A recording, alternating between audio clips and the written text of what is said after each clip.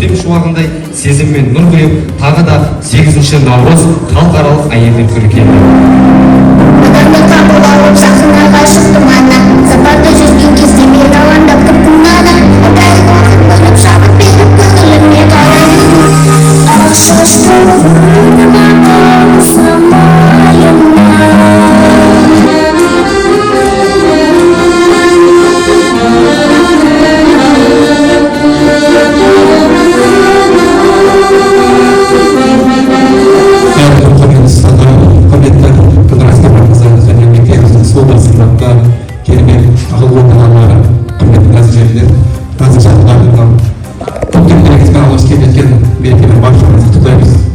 әйел баласы бұндай бестердің екінші болуымен әлемде біледі дейді ғой. Осы кәсіптерді жасап жүрген жүргенде біз үшін бақыт қуаныш деп ойлаймын. Белгілі алыс кетіп отырған нәрсесі.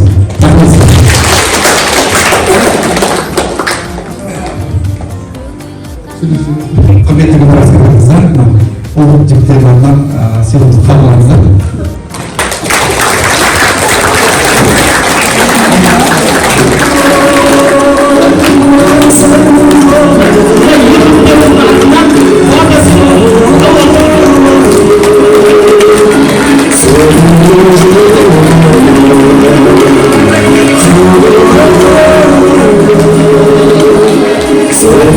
So